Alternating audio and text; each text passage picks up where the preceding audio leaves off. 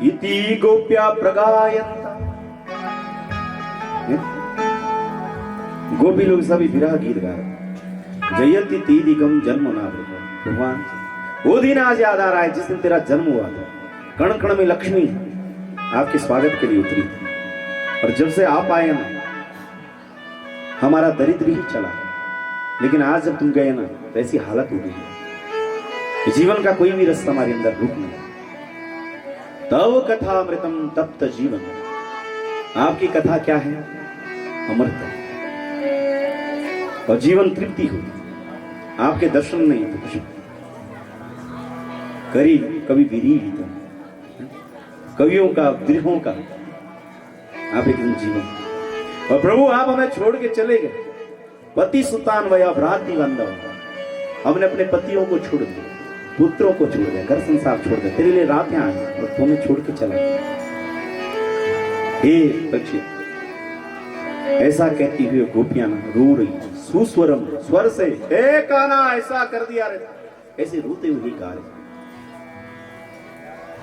इति गोप्यं प्रगायन्त्यः परलपन्तस्य चित्रधा रुरुदु सुस्वरं राजन् कृष्ण दर्शन। सबके अंदर कृष्ण भगवान के दर्शन की लालसा। यहां पर गोपी गीत का वर्णन किया, परीक्षित महाराज को बताया। और जब भगवान घर आए, दूसरा दिन निकला, नारद महाराज पहुंचे। नारद ने कहा प्रभु बछड़े ही चुंगाने, राशि रसना भूल गए। यदा यदा ही धर्मस्य, आप किस लिए तुम्हारा जन्म? ये आता था कंस को मारो ना पे। भगवान ने कहा ठीक, कोई व्यवस्था बना। नारद तुम प्रारंभ करो, अब हम गोपियों को छोड़कर हम अपने काम पर लग जाते।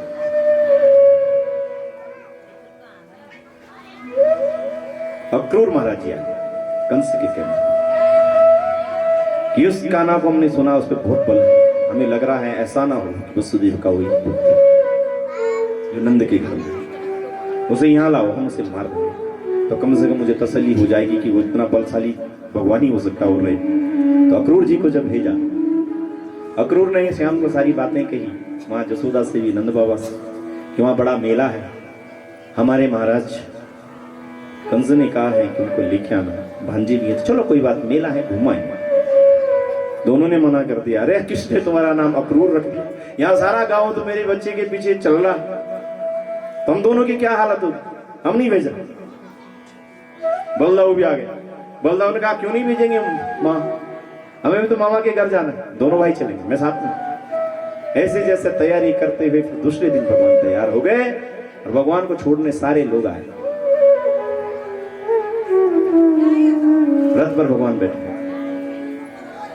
कहीं लिखा है कि भगवान ने बंसी उस दिन के बाद बजाई, लेकिन एक प्रसंग हो रहा था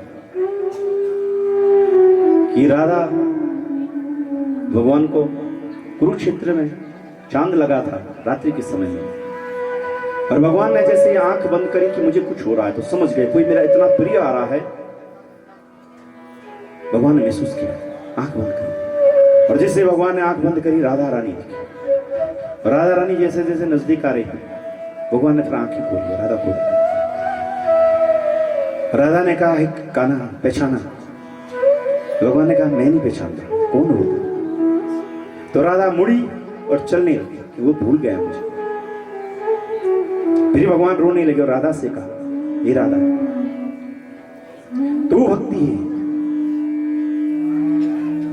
मैं तुझे कैसे भूल सकता हूं? तो जो राधा ने अपना नाम सुना तो वापस आई, चरणों में गिरी, भगवान के चरणों से लिपट गई। वो कहने लगी हे कान्हा, एक बात का जवाब सुनना चाहती हूं।